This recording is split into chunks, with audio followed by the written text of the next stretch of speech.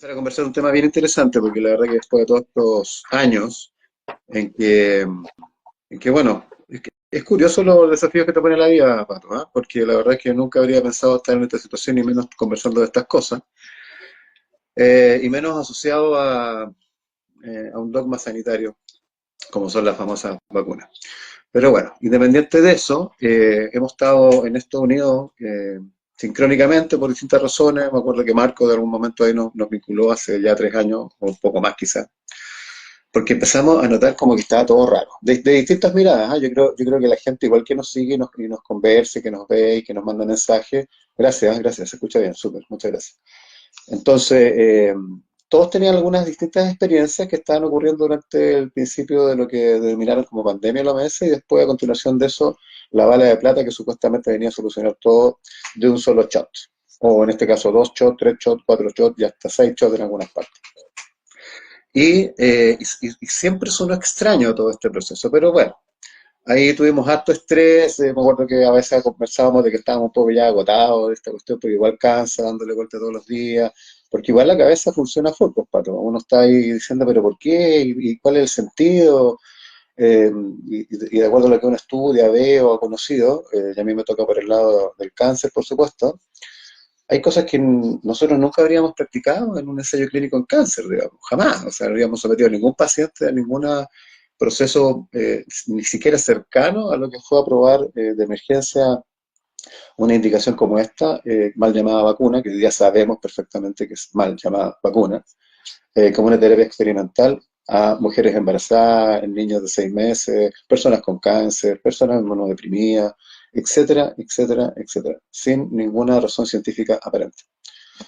Entonces, bueno, te quería pedir ese pequeño resumen también, esta cosa de compartir un poco nuestras emociones, sentimientos, reflexiones, y después nos vamos derecho al tema que nos convoca. ¿Qué pensáis ahora después de 3 años ya, pues, o más, un poco más incluso? Eh, Mira, yo creo que hoy día la visión de lo que nosotros venimos como tratando de informar a la población desde el año 2021, que es cuando se creó esta agrupación, eh, es una información que empezamos a decirla y al inicio fue como mal vista, porque cómo se le ocurre estar hablando algo de un tratamiento que nos iba a salvar, por lo tanto, no era lugar a hacer crítica. Entonces, cualquier comentario que uno quisiera hacer de este auto último modelo, que venía como a romper un montón de barreras y último en seguridad, en velocidad, en todo lo que uno quisiera, ¿cómo se te ocurre hablar de que partes del motor no eran como siempre? Es por colocar un ejemplo. Entonces éramos mal vistos y quien o podría osar hablar de este tema en televisión o en algún lugar también era sacado porque iba en contra de esta política de salvar a la gente. Y en un momento uno dice, bueno, sí, no, generalmente uno no busca terapias de vacunas cuando hay pandemias, cuando hay una epidemia, lo que se busca es en general algún tratamiento antiviral o algún tipo de tratamiento que pueda neutralizar esta situación, este patógeno que se supone que está circulando por todo el mundo en algún momento dado y iba a llegar a Chile. Entonces, eh, en la medida que fue pasando el tiempo, al día de hoy, hoy día se ve mayor apertura, se ve que muchos más colegas están viendo estas situaciones de los efectos de haber tomado decisiones a la rápida, de no haber visto y no haber recomendado haber hecho algún examen previo a los pacientes, sabiendo de que había ruido detrás. Entonces, y hoy día digamos del año pasado ya, han habido mucha información sobre cosas que se estaban ocultando. O sea, si uno habla un poco de desinformación, de información falsa, también hay una desinformación desde el punto de vista de la industria farmacéutica. La misma industria bloqueó cualquier posibilidad de mostrar los estudios, de mostrar los resultados de los primeros meses que tuvo que un juez federal americano pedir para que esto se publicara, porque ellos lo querían publicar a 75 años, aludiendo que eran muchas hojas que no alcanzaba, 75 años de espera.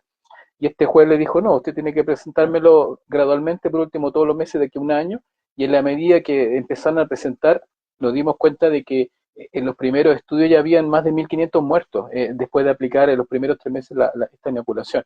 Si eso hubiese estado disponible en la entidad reguladora o a nivel público, yo creo que muchos profesionales de la salud hubiesen tomado las cosas con un poco más de precaución y hubiesen investigado. Entonces también hay un dolo por parte de la industria en ese momento y estos documentos se supone que tendrían que tenerlo la entidad reguladora, por ejemplo, a nivel nacional. Entonces, ¿qué hizo? ¿Qué hizo el ICP? ¿Los pidió? ¿Los tenía? ¿No los tenía? O sea, hoy día es un tema más o menos grave. Entonces, que hoy día se estén reconociendo que, que sea un tema que ya no genera tanto rechazo, permite poder conversar esto y también comprender la otra parte, pues quién se tuvo que aplicar, qué lo tuvo que hacer, por qué lo tuvo que hacer. Aquí no se trata de cuestionar, ni atacar, ni culpar al otro, porque cada uno tiene una historia de por qué se tuvo que inocular, inyectar, ya sea por miedo, por obligación, porque creía que era bueno, y estábamos los otros que decíamos no es tan necesario para todas las personas, al principio, obviamente que después uno te das cuenta que no es necesario como prácticamente por los efectos adversos, prácticamente para nadie. O sea, entonces, esos son temas que hoy día yo creo que están más abierto a la población general, inclusive a los profesionales de la salud, que muchas veces también vivieron las consecuencias de esta inoculación.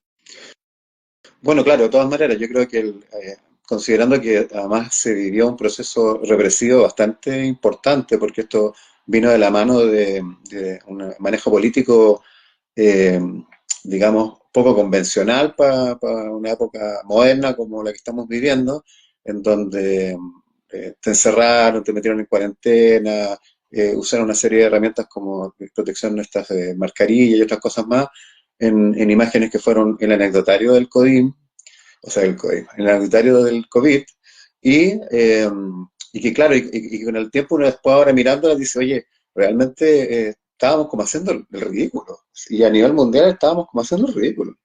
Yo me acuerdo de haber conversado en esa época con españoles, con norteamericanos, para saber qué estaban haciendo ellos, y para ellos no era tema, no era ni siquiera el tema. Y nosotros no, para nosotros era de todos los días, y si salíamos a respirar a la calle, pues parecía que el virus estaba circulando en la calle, no estaba dentro de tu casa, pero Sí, circulaba en la calle solamente, y para las personas que andaban de pie, porque si estabas sentado en un restaurante no tenías problema. O sea, un montón de cosas sí, ridículas sí. y anecdóticos que dejan ver otra cosa que también parece que vimos en ese momento y nos sorprendió mucho, que era cómo el miedo y la ignorancia hacen una sopa mortal. Porque realmente yo creo que esas cosas mataron a muchas personas, indirectamente, digamos, por supuesto. El no tener conocimiento sobre, ni tener la capacidad de reflexionar sobre las cosas que estaban ocurriendo, porque efectivamente hasta los profesionales de más altas competencias caían en los juegos. O sea, te cuento como una anécdota muy cortita de que el otro día yendo a Santiago me llama un amigo, un académico muy importante de una universidad privada y me dice, Francisco, pucha, de verdad que ahora te quiero preguntar, porque no lo he conversado, ¿qué pasa con el tema contigo y las vacunas?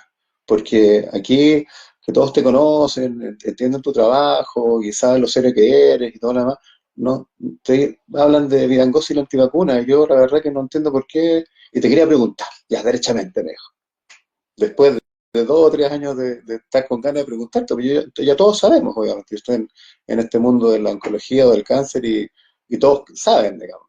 Y nadie derechamente me pregunta, hasta que apareció esta pregunta de este académico que me pareció muy interesante ahora, y él es un investigador, que yo lo conozco muchos años, muy serio. Entonces fue muy interesante conversarlo y al terminar de conversar me dijo, ¿sabes qué? Me hace tanto sentido, pero es que en ese momento, fíjate lo que me dice, en ese momento nos prometían que íbamos a volver a trabajar, que íbamos a volver a consumir, íbamos a volver a estudiar, íbamos a volver a trasladarnos, iba a volver toda la normalidad si nosotros hacíamos lo que nos estaban pidiendo. Nadie dudó, nadie pensó en eso, porque había una promesa detrás que al cumplirla para nosotros era importante porque con eso sigamos nuestra vida cotidiana. Y nunca fue de la vida cotidiana. Entonces, ¿qué quiero poner en la mesa con eso? De que todos caen en algún momento sometidos por distintas razones. Una de esas puede ser obviamente el miedo que bloquea a la gente en el momento de pensar, pero por otro lado también razones tan profundas como querer volver a algo que no era, o sea, o volver a algo que pensaban que era como normalidad.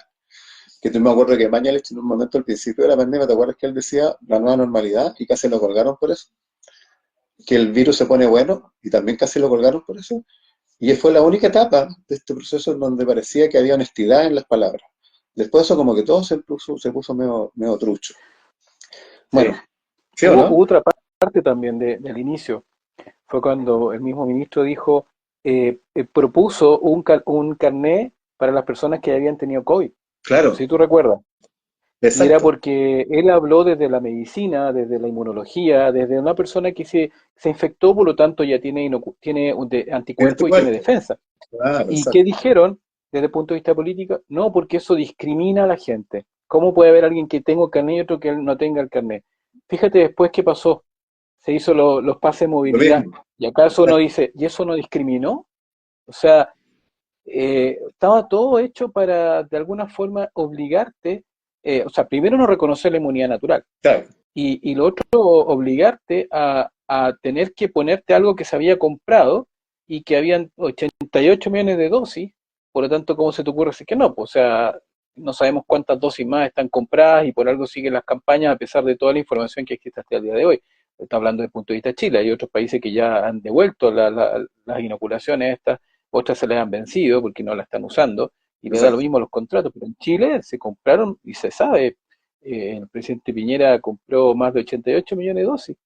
Entonces, Justamente. Claro, justamente, bueno, por lo mismo, en todo este anecdotario que realmente yo creo que muchos bloquean este proceso y dicen, bueno, ya, ¿por qué nos vamos a preocupar de lo que pasó? Es que sí hay que preocuparse de lo que pasó, porque no puedes construir el futuro olvidando el pasado. Tienes que exacto, entender qué fue lo que pasó y por qué pasó y por qué podría volver a pasar si no entiendes lo que ocurrió. Entonces, claro, tenemos la costumbre en Chile de mirar hacia el lado, de meter la cabecita en la arena, como que aquí no hubiera ocurrido nada, como si no estaban encerrados ni con 7 mascarillas en la cara, ni los niños paseando en la calle con esas pobrecitos que no podían ni respirar en los colegios con todas esas cuestiones húmedas. Y todas esas cosas aberrantes que ocurrieron. Bueno, entonces, mm, ok, yo me acuerdo, Carol Cariola, la primera vez que publiqué me dijo, señor, no hable estupideces. Así me decían en Twitter, en ese momento era Twitter. Y hoy día no, porque hoy día están aprobando un principio de resolución, ¿verdad? En donde están hablando de los efectos de las vacunas e inoculaciones anti-COVID.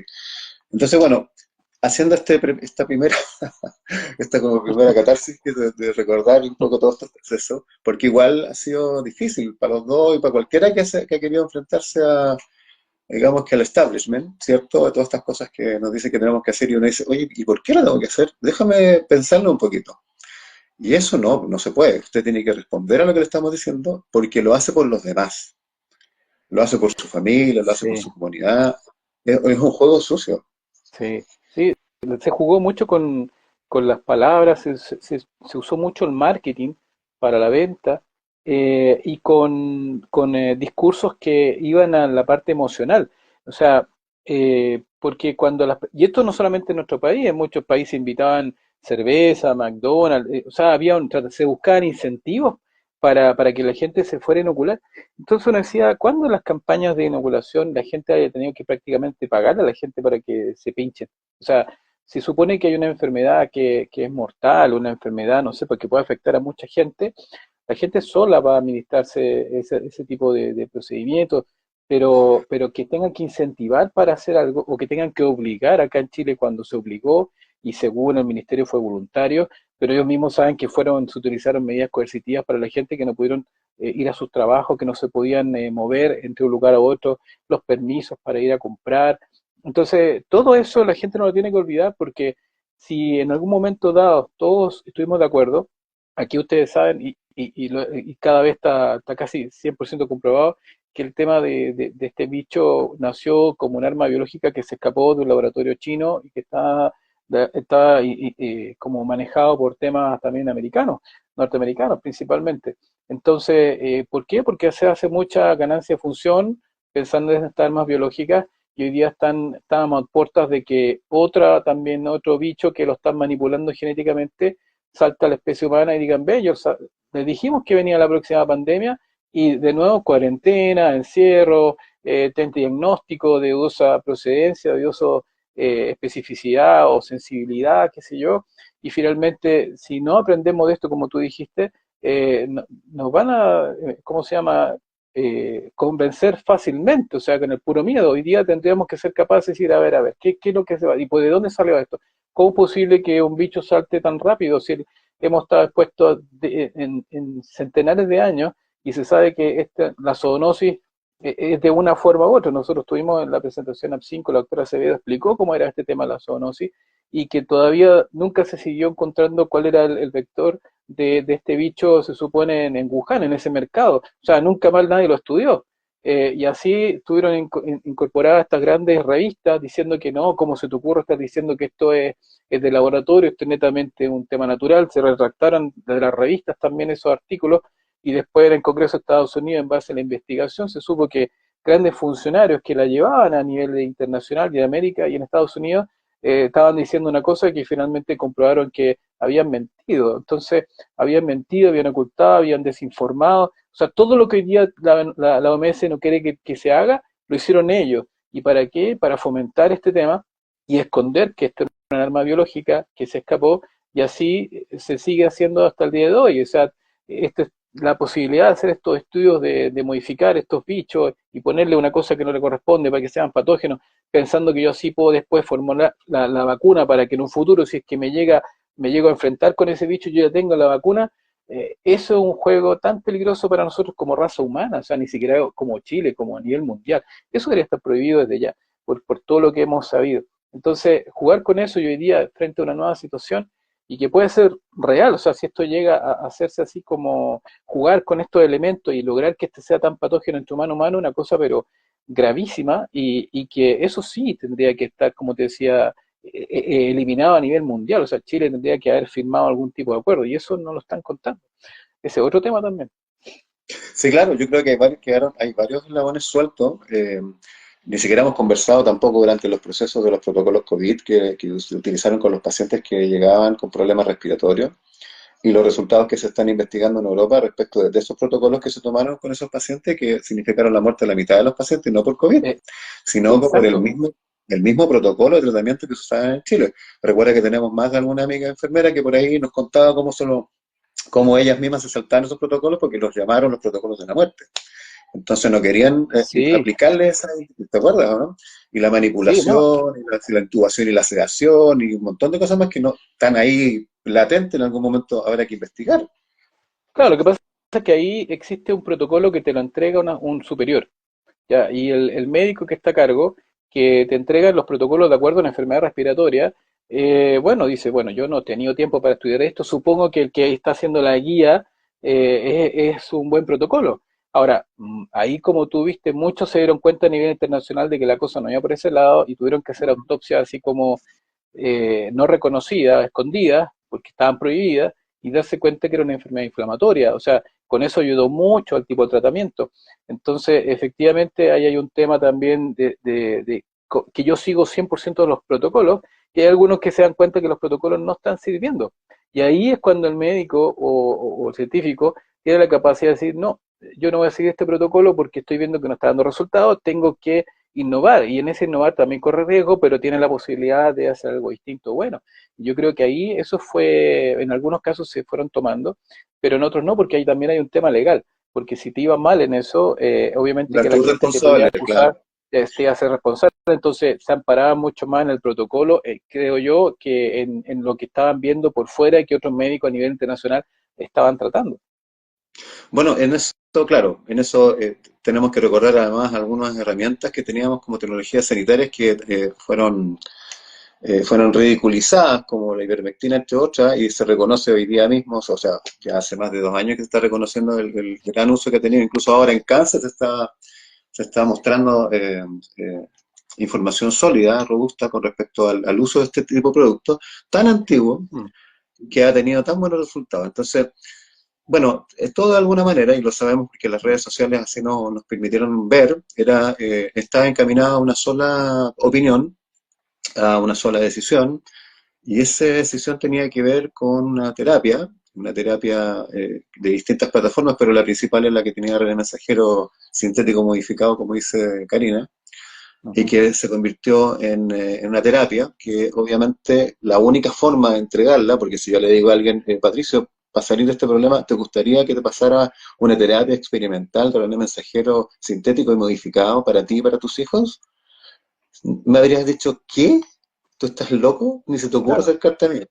Pero yo te digo, Patricio, ¿quieres una vacuna moderna, innovadora, este auto 0 kilómetros, recién probado para tu familia, para tus hijos, y garantizarles, sí, que no van a morir de COVID? Tú me has dicho, sí, por supuesto. Bueno, en esos dos Exacto. mensajes sobre el mismo tema, el mismo producto, el lenguaje obviamente tenía mucho que ver, y ahí se jugó con la fe pública. Y Sí, con la fe pública, chiquillos, no se juega. No se sí. juega. Grandes revoluciones en el mundo han ocurrido por jugar con la fe pública. ¿Y la Entonces, falacia esto de es un autoridad? aguante. Así es. Así es, le pierdes la fe a la autoridad y eso es grave, porque uno confía en quienes están tomando decisiones o lo están haciendo por el bien mayor. Cuando se pierde Exacto. esa confianza, es crítico, es crítico para una sociedad. Entonces, nosotros como que vamos de 0 a 100 en Chile, de repente estamos súper pasivos y de repente, pum, explotamos y ocurren cosas como las que estaban en el 2019, que además justo coincidió con el inicio de este proceso pandémico, que parecía que más que una crisis sanitaria era como una especie de tirarle agua al fuego que estaba ardiendo en la Plaza Italia. Entonces, había además una serie de cosas medias combinadas en Chile. Pero volviendo al tema del mismo producto sanitario, esta terapia, digamos que no, yo no podría llamar sanitaria, pero digamos que una terapia, esta terapia hoy día cobra un espacio curioso que nosotros habíamos estado esperando que en algún momento se dieran todos cuenta, porque claro, el Poder Legislativo, sabemos que algunas de las personas que nosotros conocemos desde el principio de esto, que no estaban de acuerdo y que también sospechaban que esto venía raro, ¿te acuerdas? Nos iban comentando, pero decían, pucha, no podemos hacer mucho, pero están obligando, si no, no puedo entrar al Congreso, tengo que usar esto, tengo que mostrar un carnet de vacunación. Les pasaba lo mismo que a todos en el trabajo, pero estaban llenos de dudas también. Hoy día nos encontramos, después de poquito más de 3 años y medio, con una resolución, la 1311, que sale desde la Cámara de Diputados a propósito de que la patrocinan a María Casmuri, Marta Bravo, Félix González, Daniel Manucheri, Mauricio Ojeda, Maite Orsini, Hugo Rey y Maricel Santibáñez, en donde hablan de que incorporemos a las garantías GES, vamos a conversar qué son las garantías GES, la patología, tratamientos derivados de las secuelas permanentes por haber padecido COVID, eso es importante, secuelas permanentes por haber padecido COVID, y o sufrir efectos adversos por inoculación contra COVID. Eso fue como, wow, mira lo que están pidiendo. ¿Por qué? Porque ya sabemos que Ana María hace rato, igual que varios diputados y senadores, reciben reclamos y quejas de usuarios de estos productos que no le dan espacio, ¿verdad?, en el ministerio para poder declararlos como tal. Y como tampoco está ningún protocolo, ningún canal directo, sino que tiene que ser intermediado por un médico, para que uno pueda declarar algo que le está ocurriendo y con una respuesta en rigor legal y sanitaria, la gente se quedaba de ver sus cruzados sin saber qué hacer. Entonces, ¿a quién recurría? Bueno, a sus diputados, a sus senadores, a alguien que lo pudiera escuchar. Y por suerte, tuvimos estas orejas que entendieron que algo estaba pasando y que no era correcto. Entonces, comentemos un poco eso, Patricio. Yo sé que el otro día hiciste algún comentario a propósito de que esto sobre el mismo día y tú te vi ahí que había hecho un comentario por Epstein. ¿Qué análisis ves en esto? Bueno, esto es un tema que, a ver, nosotros veníamos conversando el tema de los efectos adversos por vacuna y no habíamos visto este tema del COVID persistente o el long COVID, porque en realidad se estaba viendo que el porcentaje de pacientes en un momento dado, estoy hablando tipo 2022 en adelante, el porcentaje de pacientes no era tan alto, pero no significaba que no era importante. Pero eran pacientes secuelados y era normal, porque si pensamos que este es un bicho creado artificialmente, con fines que no se sabe bien, claro, esto era un bicho muy inmunogénico, muy generador, muy de procesos autoinflamatorios, o sea, autoinmunitarios principalmente y inflamatorios, eh, empezó a generar cuadros bien como bien especiales, con cosas que tanto clínica como en el laboratorio que se empezaron a pesquisar. Clínicamente los pacientes decían, no sé, pues tuvo un dolor de cabeza que nunca había tenido, me dolía el cuerpo como nunca me había pasado. Yo decía, bueno, esto tiene que ser una estimulación neuronal de una fibra que antes nunca había sido tocada porque era un bicho relativamente distinto. Bueno, y eso fue generando por lo menos de Dapsin, el conocimiento que pasaba con los secuelados. Pero también aparecieron personas que estaban secuelados post haber estado infectados, ya sea porque pasaron por un tema de COVID grave, por ejemplo, y tuvieron que ser intubados muchas veces, quedando con muchas veces con secuelas prácticamente del mismo procedimiento al haber entrado en UCI, ya que eso sí tiene que hay un síndrome especial post-UCI que genera por el hecho que tienes que estar intubado, sedado, quieto, por ejemplo, mucho tiempo en las camillas. Entonces todo eso genera un síndrome especial y eso ya es parte de una secuela de estar intubado, independiente lo que yo tenga. Bueno, un grupo es de eso, otros pacientes quedaron con estas fatigas crónicas que muchas veces se describen en los procesos virales, pocos procesos virales quedan, pero también empezaban a tener algún tipo de daños orgánicos, ¿ya? Entonces, esto lo fueron planteando grupos de personas. Hay un grupo que es el grupo Long COVID, que empezó a presentar, y también está el grupo del COVID persistente, que son grupos de personas tanto de personas que sufrieron y que hoy día están sufriendo las secuelas de haber tenido COVID, unos que no tuvieron ningún tipo de vacunación y presentaron el COVID y se enfermaron, otros que después de haber sido vacunados, después tuvieron y habían estado infectados, porque después lo obligaron, las personas que se infectaban por COVID nunca le Igual, dijeron que no era necesario seguir claro, vacunándose, por el contrario, le exacto. decía, vengan 2 semanas para que le pongamos para que no le dé tan fuerte después, o sea, había una ignorancia, un desconocimiento total de la inmunología básica, Claro. entonces, y resulta que esos pacientes la pasaron peor después, porque nadie le dijo en ningún momento que tus síntomas se estaban agravando porque se estaban inoculando consecutivamente. Entonces, finalmente, estos grupos que movieron este tema, también lo movieron porque empezaron a ver que había muchas injusticias, porque primero le pasó lo mismo que los pacientes post vacuna, que le decían, ¿sabe doctor? Que me pasó esto después que me pinché con esta cuestión. No, no es posible, porque eso no tiene nada que ver. Entonces, nadie notificaba, haciendo un resumen de todo lo que pasó. ¿Qué pasó? Que con el tiempo significa que tuvieron que tener licencia, hacerse un montón de exámenes, todavía hay gente que se sigue buscando un montón de exámenes y no encuentran ninguna respuesta, y resulta que a los pacientes post-COVID les pasa lo mismo, porque ellos finalmente pueden tener algún tipo de rehabilitación, por ejemplo, por el tema del GES, que es para las personas que tuvieron, por ejemplo, COVID y quedaron mal, el GES, que son las garantías explícitas de salud, en el 87, el número 87, hace una rehabilitación de estos pacientes y eso está dentro de las garantías, que significa que le dan acceso, le dan oportunidad, protección financiera y calidad a estos pacientes, en teoría, pero resulta que lo que ellos señalan hoy día a estos grupos, que lo que les pasa es que estas cosas que las tienen que ver, por ejemplo, en las mutuales, en general no los reconocen los síntomas. O sea, cuando le dicen, mire, tengo esto y me está pasando, dicen, no, es un tema, no es tema laboral, ese es un tema de otra cosa. Resulta que aquí se afectaron profesores, personal de orden y seguridad y también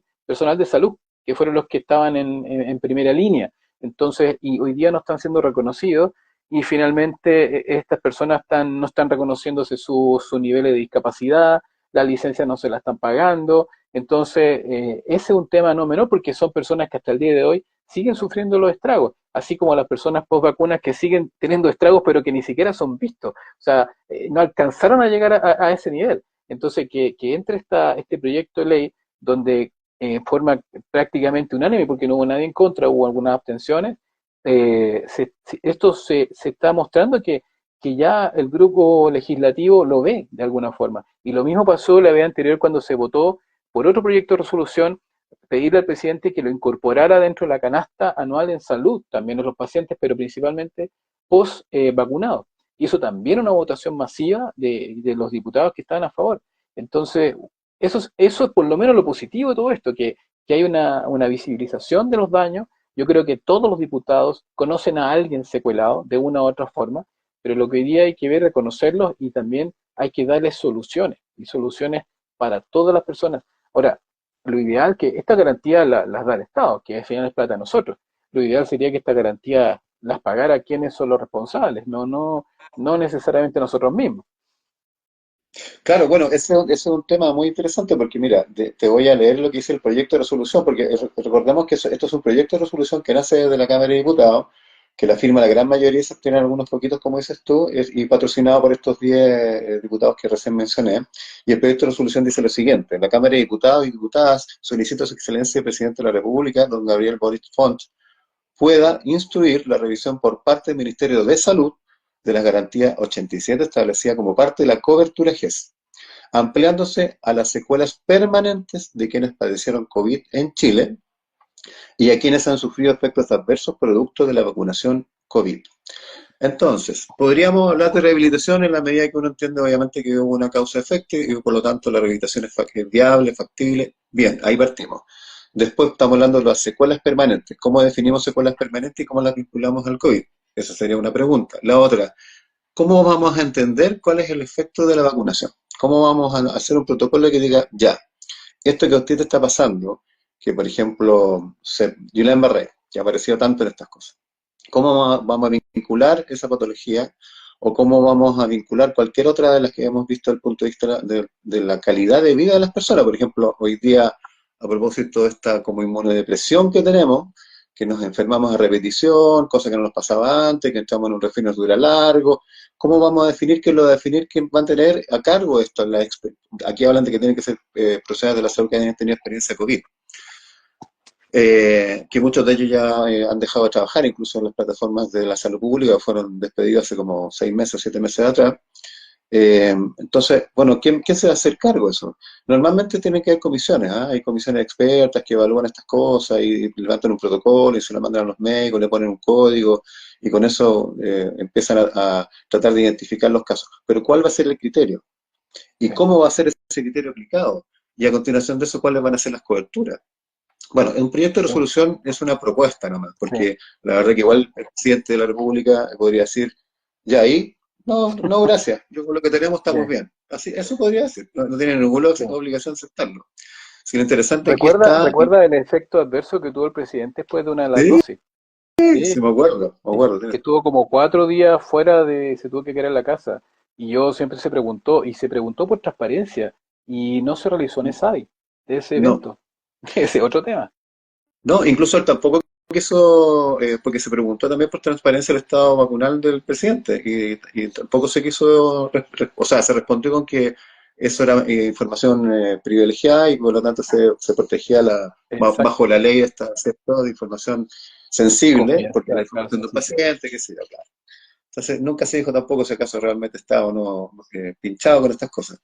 Lo cierto es que se establece este cuestionamiento o este pronunciamiento de la Cámara de Diputados que tiene un trasfondo. Y yo creo que ahí es lo interesante, llegar, ¿qué es lo que está pasando entonces en la interna? ¿Qué es lo que están pensando nuestros diputados, nuestros honorables al respecto? Es tanta la batalla de la gente que les habla, les dice, qué sé yo, que al final están presentando este tipo de resoluciones y es votado unánimemente. Bueno, está vestido esto también, no solamente los efectos adversos, está vestido con esto de que secuelas permanentes de quienes padecieron COVID. Entonces podríamos decir, a lo mejor están hablando todos estos diputados sobre las secuelas COVID y por ahí hay dos que hablan del problema con las vacunas. Pero ya es un avance que esté en esta propuesta de resolución. Entonces, ¿qué podríamos Sí, esperar? ¿Qué podríamos hacer para seguir insistiendo en que esto se tome en serio? sí, es un tema muy complejo porque si bien es cierto lo positivo que tiene lo que te decía anteriormente, de que hay una mayor visibilidad del tema y hay una mayor aceptación más que un rechazo, ahora viene la segunda parte. O sea, pongamos en el caso hipotético que el presidente dice sí, vamos a incorporarlo, pero va a pasar por un comité, como tú decías. Entonces, ¿quiénes van a conformar ese comité? Si al día de hoy ni el mismo ISP no reconoce eventos adversos de secuelas, por ejemplo, en el caso de una niña que falleció por un lupus agresivo después de las vacunas de Sinovac, en el cual se le presentaron información independiente, actualizada, y ellos dijeron que no tenía nada que ver. Un perito inclusive también presentó su informe donde dijo que tenía relación, se estaban cumpliendo los criterios de Bradford de los 8 puntos de causalidad. Entonces, no sé si los 8 exactos, pero habían por lo menos 6. Por lo tanto, uno no podía decir que eso era un tema netamente, un tema de incertidumbre, algo que que podría ser coincidente.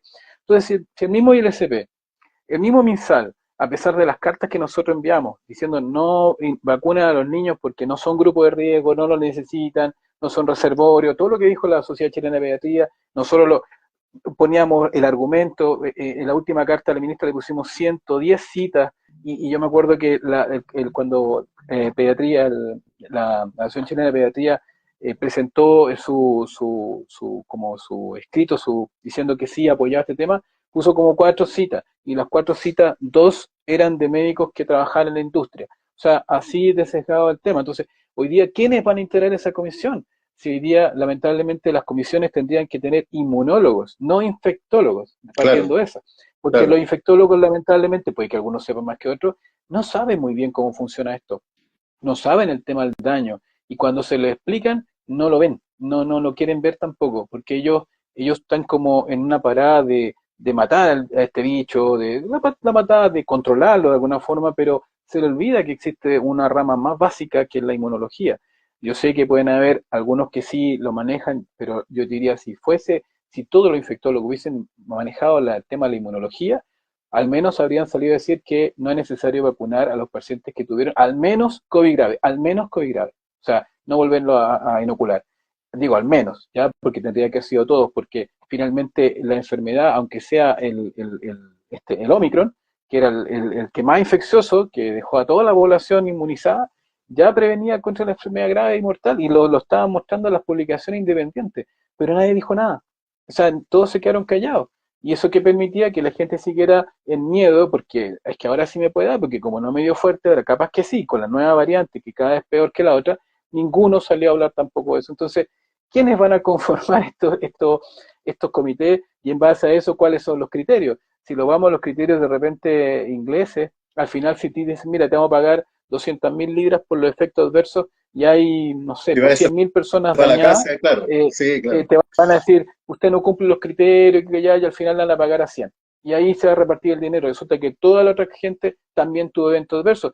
Pero si yo no los conozco, yo no sé cómo funciona esta proteína, yo no sé dónde llega, que se reparte por todo el cuerpo, que se depositan anticuerpos en esas zonas donde estaba, entonces, ¿cómo lo voy a saber? ¿Cómo voy a saber que una persona falleció de un infarto, muerte súbita? Ah, se murió, pucha, la autopsia no muestra nada. Pero si yo no le digo que tiene que ser anticuerpos marcados contra la proteína espiga, por ejemplo, no lo van a buscar, no lo van a saber, no lo van a ver.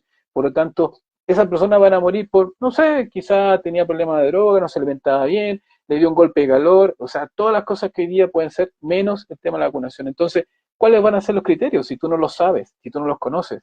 Entonces, finalmente, una cosa que uno podría decir es que al menos se basen por el tema de la vacunación Pfizer, que fue la que más se repitió en el tema de hoy, es el mismo informe que se entregó al juez federal, que es con respecto, muestran todos los efectos adversos que son de importancia de notificar, que son un montón, son más de mil y Sí. tantos patologías que tendrían que estar buscando en los registros, ya, y ver si realmente ese paciente cuántas dosis tenía, por ejemplo. O sea, hay que hacer un análisis final, un análisis estadístico, cruzar información y darse cuenta lo que nosotros hemos pedido por transparencia. Y también Chile Piensa, que es otro grupo también importante, ha pedido la información de las personas fallecidos según según el número de vacunas que tenía. Y nos encontramos, cuando entregaba la información, porque ya después no lo hicieron, nos encontramos que habían fallecido gente personas durante los primeros 15 días de haberse inoculado, murieron por COVID.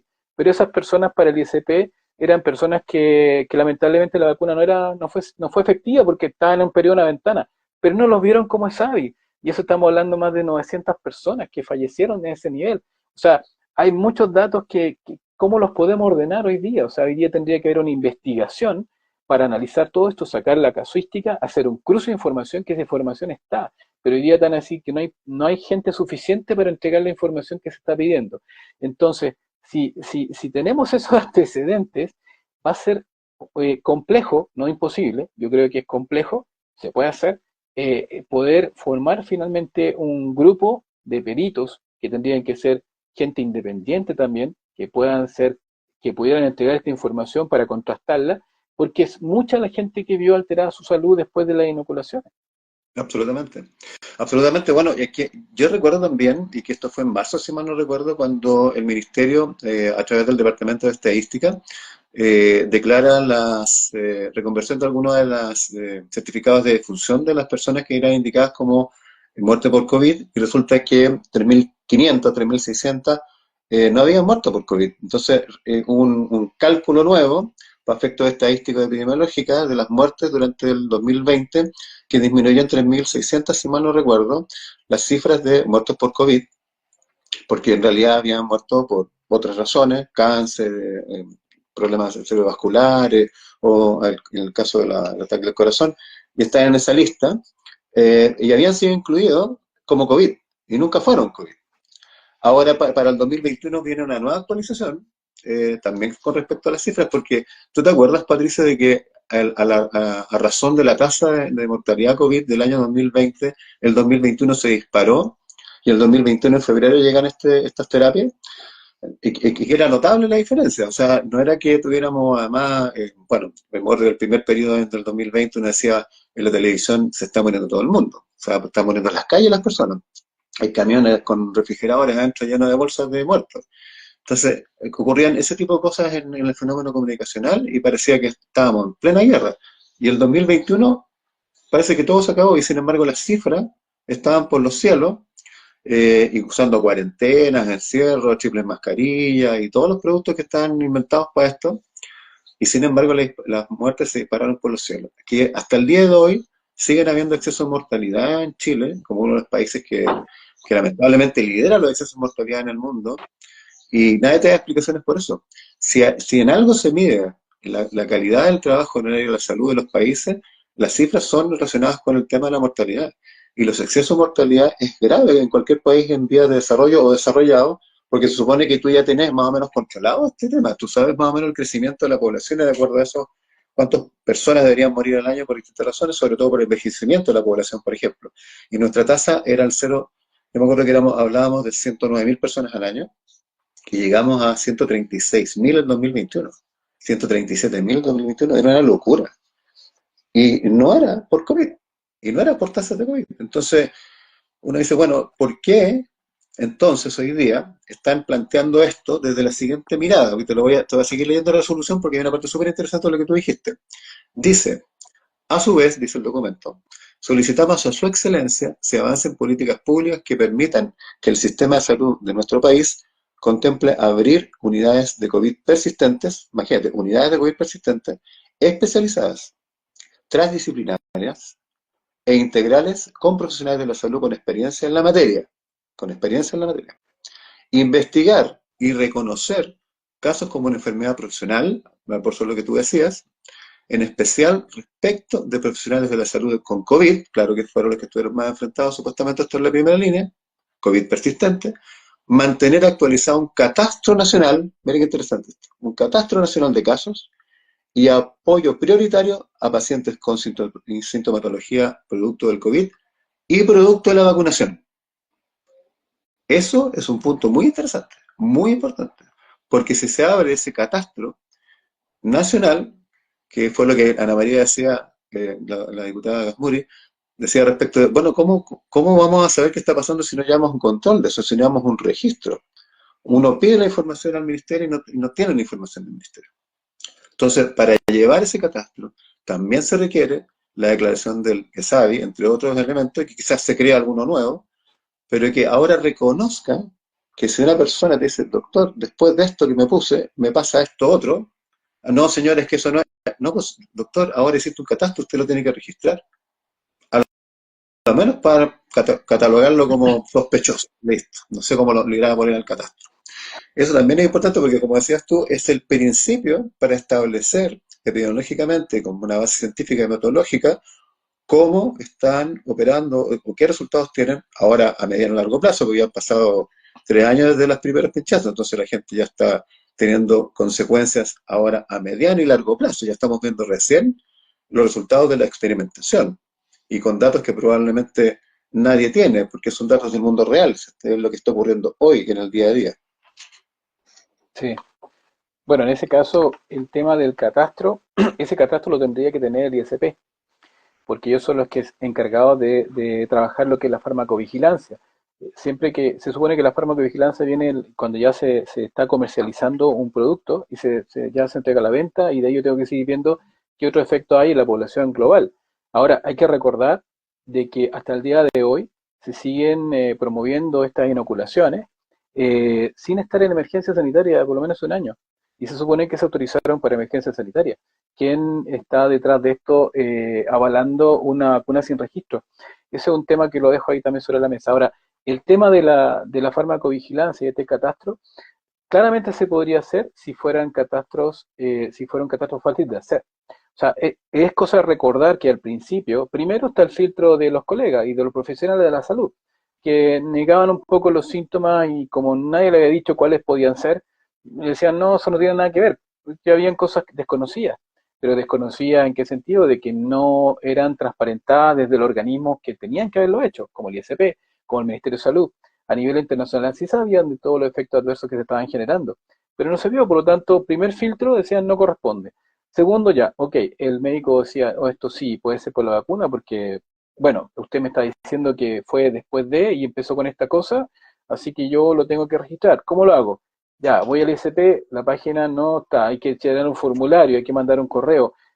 Pucha, estoy en urgencia, estoy viendo pacientes, necesito, me están esperando, a ver, ya lo voy a tener que ver después, porque no tengo tiempo para hacerlo, en una urgencia donde llegan estos casos, y después cuando tú logras hacerlo, después te empiezan a pedir un montón de información que poco menos tú tienes que nuevamente entrevistar, tú tienes que entrevistar nuevamente al paciente y entregar más datos que se supone que no tendrían que hacerlo ellos, pero te lo piden a ti como profesional. Entonces, y después viene el otro filtro que el ISP dice, no, esto no tiene nada que ver. O sea, aparte de eso, se supone que al ISP no le correspondía evaluar la causalidad.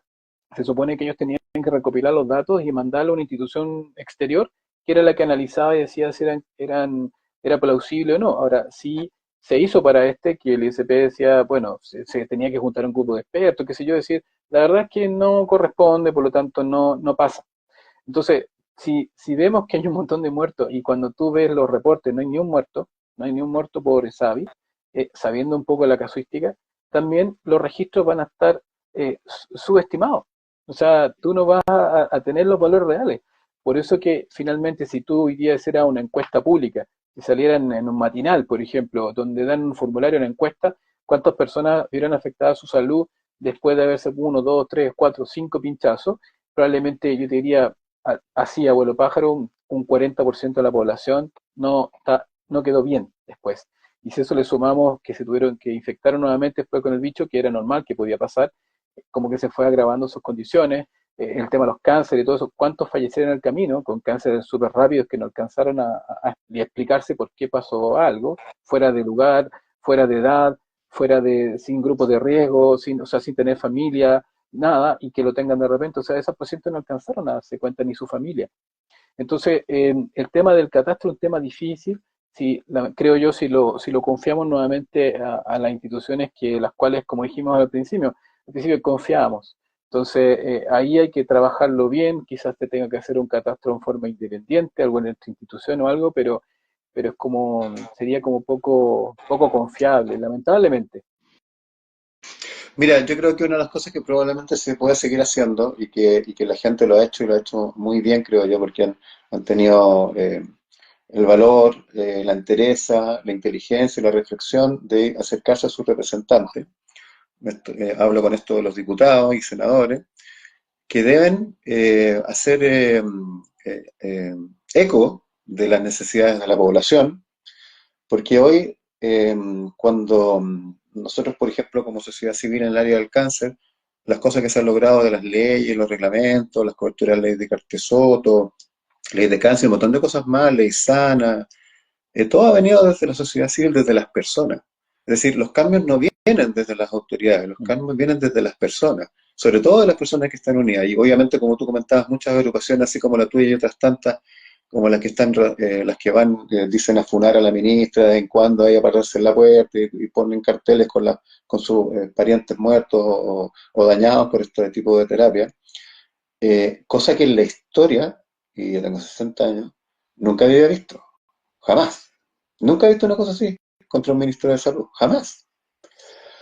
Entonces, algo está pasando. Y obviamente quienes han sido parte de esto y que están en puestos técnicos que toman ciertas decisiones y que más allá de posturas políticas o ideológicas, tienen que, a propósito de la fe pública, dar cuenta de eso.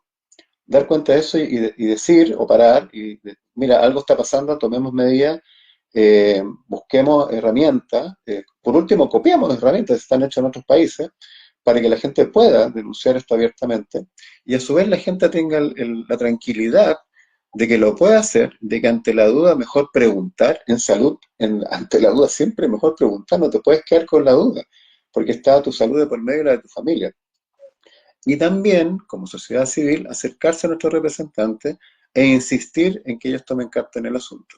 Hasta el día de hoy, ellos mismos se quejan, los diputados que tienen que fiscalizar al gobierno, de que todavía no pueden transparentar los contratos con las compañías farmacéuticas, por ejemplo. Contratos que están todos tachados, tarjados, lo hemos visto cuántas veces, Patricio, y hay muchas partes que no hemos podido leer. Sí. Entonces, eso no puede ser en un país que es soberano. En un país que es soberano, que elige a sus representantes, que tiene un territorio, el cual cuida y protege, y dentro del territorio están los ciudadanos, que son la fuerza vital de ese lugar. Entonces, no puede ser que tengamos una intervención de esa magnitud y no tengamos idea qué es lo que hay en esa intervención, qué hay detrás de esa intervención. Entonces, bueno, esas son unas de las cosas que uno realmente no puede entender. Y lo otro que tampoco uno puede entender es que no se converse, no se hable. Y que vaya quedando así como, no, ya, ¿para qué? ¿Ah? No te preocupes más, si ya pasó, ya que sea. Es que no es un tema de que ya pasó, es un tema que está pasando y va a seguir ocurriendo. Entonces, las consecuencias que ya las estamos viendo. El tema es cómo vinculamos una cosa con la otra. Lo conversamos el otro día a propósito del tema del cáncer, que nos parece gravísimo. Entonces, es necesario seguir y no detenerse, hay que perseverar en esto, porque sabemos que detrás de esto hay algo que tiene que develarse, es una verdad que tiene que abrirse para que no vuelva a ocurrir y no volvamos a caer en la misma trampa. Claro, fíjate que cuando tú decías en un momento dado que pasaron muchas cosas que llamaron la atención, y esto se dice porque uno te dicen, ah, no, es que tú eres antivacuna, antivacunas, Sí, ¿ya? Eh, y todo. todo porque, claro, y te metieron en el saco de todo. Entonces, tú dices, nuestra agrupación no nació como como un grupo antivacuna. Lo que nosotros nacimos como un grupo de profesionales críticos de una terapia nueva, como cualquier terapia. Y eso fue lo que nosotros hemos sido. Y en base a eso hemos darnos cuenta que esta terapia que se utilizó como una vacuna era una mala terapia para lograr lo que se quería, que era evitar la infección, evitar la transmisión. Entonces, todas cosas que se sabía desde el inicio, pero que nadie lo dijo. Porque a la hora que eso se dice, no, la gente no va, no Claro, se siente emotivamente obligada a cuidarse para no enfermar a su familiar. Entonces, y también lo otro que dijimos, si se hubiese dado la posibilidad de que un tratamiento hubiese sido válido, eso cae y no puedes utilizar algo de emergencia, porque ya por emergencia hay algo que no, cuando no hay ninguna otra solución, y había una solución, pero si se salía, no se podía autorizar la vacunación a nivel mundial.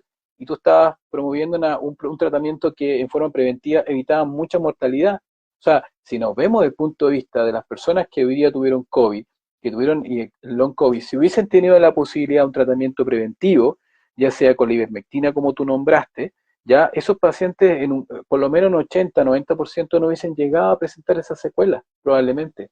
No lo hubiesen mandado con un paracetamol a la casa. Y aquí la culpa no lo tuvieron los médicos que tuvieron que dar ese paracetamol, sino que había un protocolo también detrás. Habían cosas que no se tenían que usar, ni usar el ibuprofeno porque tenía nada que ver. Entonces, hubo mucha desinformación, para qué decir los test PCR, que es otra arista de esta situación que vivimos. Entonces, finalmente la lógica, aunque tú no seas de la salud, por ejemplo, tú no sepas de inmunología, no sepas nada de eso, lo que tú dijiste, ¿por qué una persona puede estar de aquí para allá sin mascarilla y de aquí para acá con mascarilla? Eso es algo lógico y la gente se empezó a dar cuenta, pero se vio obligada a seguir ese protocolo también. Entonces, pero ahí ya la gente se empezó a decir, aquí hay algo raro, ¿cómo la mascarilla sí y la mascarilla no?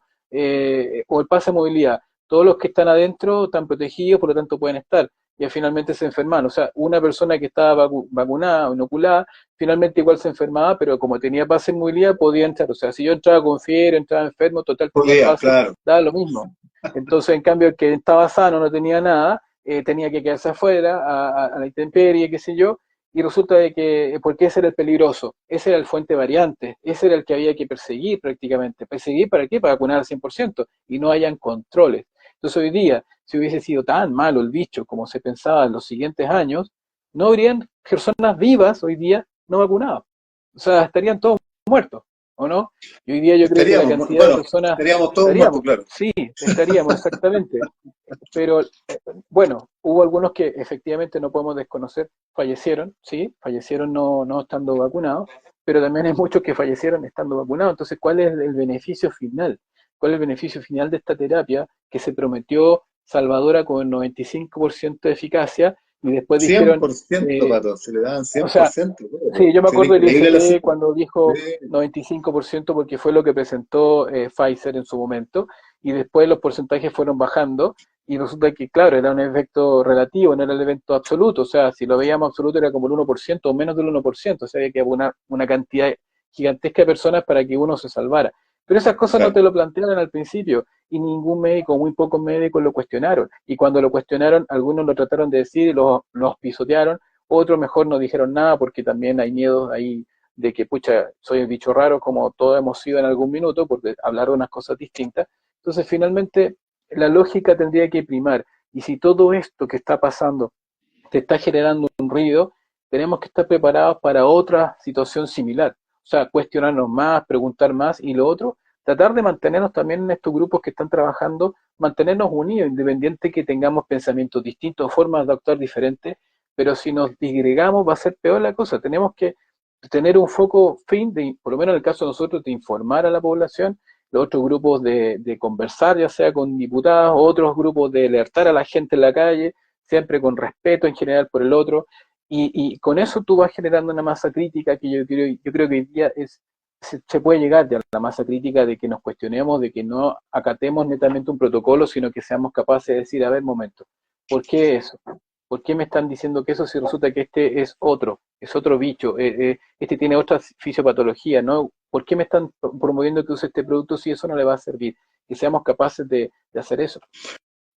exactamente. Yo creo que ya es un tema de más bien pensamiento crítico, empezar a entender de que no necesariamente las cosas que nos dicen son ciertas o que realmente nos van a servir. De hecho, vuelvo al principio de nuestra conversación que te comenté la anécdota este que me llama este académico de una universidad importante, él es un muy importante académico, y me declara, después de 3 años, Francisco, ¿por qué eres antivacuna? Y le digo, no soy antivacuna, soy antimentiras. Y te voy a explicar por qué. Y en esa conversación me dijo, te entiendo perfecto. Nos quedan segunditos, vamos a terminar, chiquillos. Lo importante de toda esta conversación es que ustedes tienen que reflexionar de lo que viene a futuro y de lo que está pasando ahora. Y que los canales se van a abrir. Va a ocurrir que probablemente ya, no sé si este año, el próximo o el siguiente, pero van a existir las garantías de GES probablemente para el tema de los efectos adversos de las vacunas. Así que Sí. gracias Patricio por la Ojalá. conversación. Te agradezco mucho, cariño a tu familia y nos vemos. Igualmente para ti.